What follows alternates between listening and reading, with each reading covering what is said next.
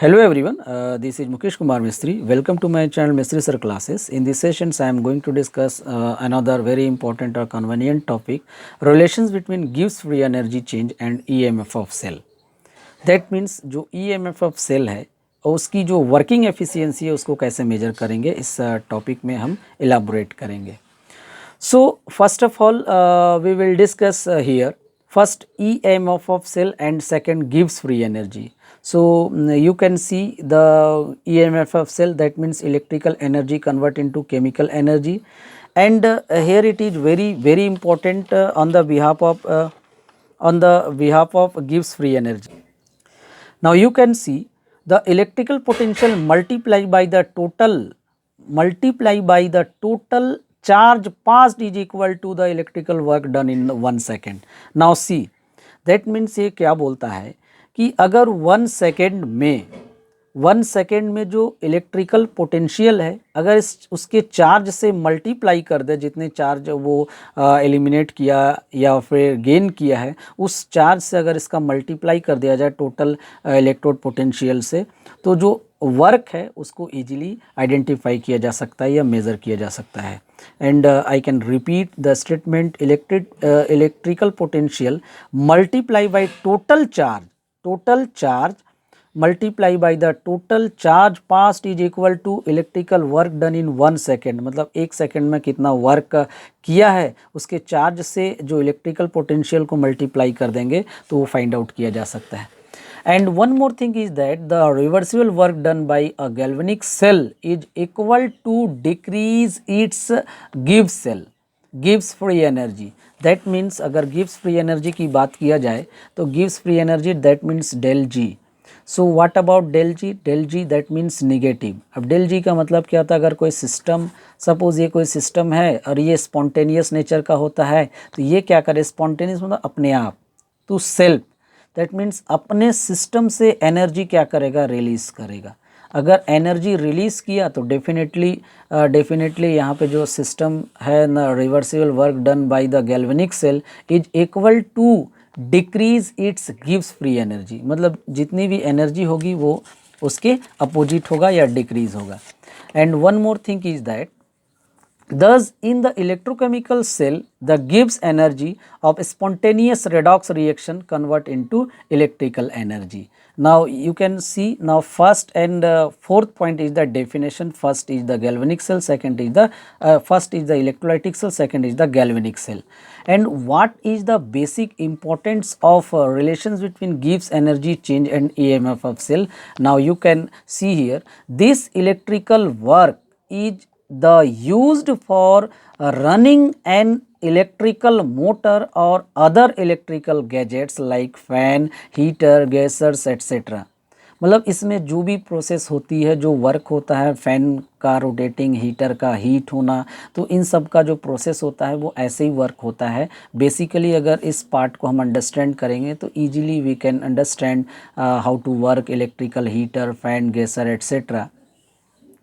Now if we derive the formula, now let's see galvanic cell. मतलब हम galvanic cell को base रखकर work करेंगे. As we know, galvanic cell being spontaneous in nature and work done by the cell which is equals to W which is equals to Q into V. Now what happened is there, now you can see as we know charge on 1 moles of electron which is called as farad. एक मोल अगर किसी electron में जो charge होता है, charge on 1 mole of electron, मतलब 1 mole of electron में जो चार्ज होता है बेसिकली उसी को फैरेड बोलते हैं. And 1 farad which is equals to 96,500 coulomb. And if the n mole of electron following then total charge of the cell, that means Q which is equals to NF. Q charge कितना हो जाएगा? अगर n of mole, if n mole of electron तो NF होगा, that means 1F 96,500, या जो भी 1 मोल electron का चार्ज होता है वो किसके इक्वल होता है? 1 फैरेड के. तो अब n मोल ऑफ चार्ज की बात किया जाए तो n मोल ऑफ फैरेड हो जाएगा. And whenever Q, that means charge, which is equals to NF, and V, which is equals to voltage, which is equals to E of cell. voltage को basically E of cell या electrode potential बोलते हैं, and work which is equals to minus del G. Why it is? Because now system is going on to spontaneous, मतलब वो अपना energy continuously क्या करेगा, loss करेगा. इस कंडीशंस में क्या हो जाएगा, डेल जी नेगेटिव. अगर इन सब्सटेंस को इक्वेशंस नंबर 2, 3, 4 को अगर इक्वेशन नंबर 1 में अगर पुट किया जाए तो minus del G which is equals to N F of E of cell, and we can write here also del G which is equals to minus NF E of cell. E of cell, that means अगर del G gives free energy अगर positive होगा तो system क्या हो जाएगा आपका, negative. That means value जो calculate होगा वो क्या हो जाएगा, negative. When apply standard conditions, that means temperature which is equals to 92, pressure which is equals to 1 atmospheric pressures, and concentration which is equals to 1 molar concentrations, that's we can write here del G naught which is equals to minus NF E naught of cell. So this is very important formula. Now once again I repeat the relations between Gibbs energy change and the EMF of cell. अगर EMF of cell और gives free energy change को अगर relate किया जाए तो कुछ ऐसा एक फार्मूला फाइंड आउट होता है जो कि वर्क एफिशिएंसी को क्या करता है, डिनोट करता है. मतलब कोई सिस्टम कितना वर्क किया है. System means electrochemical cell like battery, cooler, heater, पंखा कैसे वर्क कर रहा है. स्पेशली सेल की बात कर रहा हूँ, तो सेल का जो वर्किंग एफिशिएंसी है, कौन सा सेल कितना वर्क करेगा या फिर कितना वर्क किया with in 1 second 1 minute. Basically we can determine 1 second. तो 1 सेकेंड में जो एनर्जी लॉस किया, गेन किया, उसको इजीली आइडेंटिफाई कर सकते हैं इस फॉर्मूला से. ओके, अगर सिचुएशन की बात किया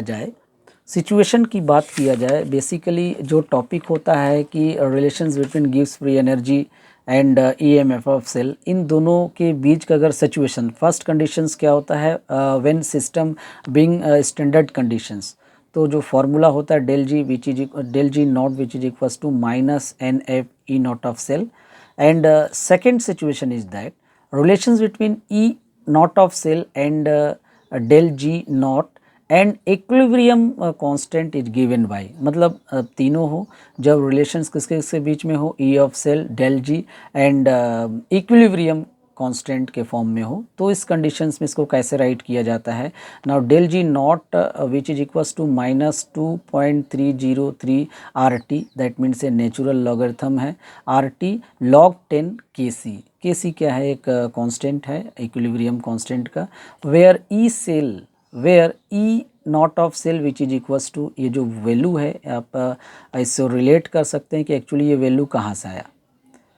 सो E naught of cell which is equals to 2.303 RT log KC by NF. या तो इस पूरे को राइट कर लें या फिर इसको राइट कर लें. ये पूरे का जो वैल्यू था ये A होता है. सो E ऑफ सेल यहाँ पे बहुत इंपॉर्टेंट होता है, बहुत इंपॉर्टेंट प्रॉपर्टीज़ होता है. इसको आप कर सकते हैं. एक्चुअली del G क्या होता है, एक्सटेंसिव प्रॉपर्टीज़ होता है, और E ऑफ सेल क्या होता है, intensive properties, but del G क्या होता है, एक्सटेंसिव प्रॉपर्टीज़ होता है. और जो थर्मोडायनेमिक्स प्रॉपर्टीज़ होता है वो value depend on the Q. So this is very important. I hope you understood all things.